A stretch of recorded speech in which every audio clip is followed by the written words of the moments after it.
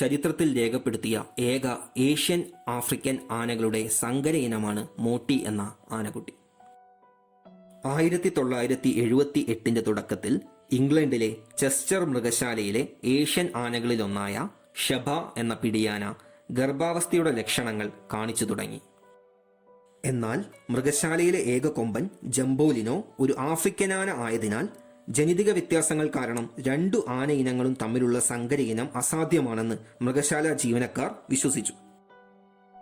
എന്നാൽ അവരുടെ വിശ്വാസങ്ങൾക്കും അപ്പുറം 1978 ജൂലൈ 11 രാവിലെ ഷെബ മോട്ടി എന്ന കൊമ്പനാനക്കുട്ടിക്ക് ജന്മം നൽകി.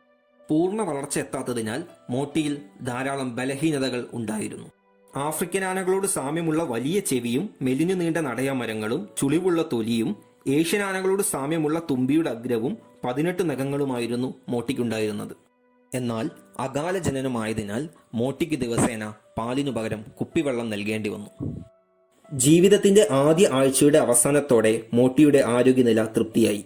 എന്നാൽ രോഗപ്രതിരോധ ശേഷി കുറവുള്ള മോട്ടിക്ക് ഇൻഫെക്ഷൻ പിടിപെട്ടതായി ഡോക്ടർ സ്ഥിരീകരിച്ചു. ജൂലൈ 21 രാവിലെ മൃഗശാല ജീവനക്കാർ മോട്ടിയെ അവശനിലയിൽ കണ്ടെത്തി.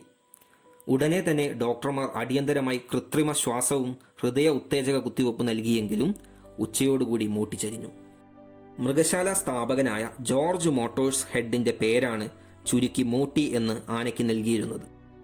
മോട്ടിയുടെ മരണശേഷം അവന്റെ തൊലി ലണ്ടൻ നാച്ചുറൽ ഹിസ്റ്ററി മ്യൂസിയത്തിലേക്ക് പ്രദർശനത്തിനായി കൈമാറി.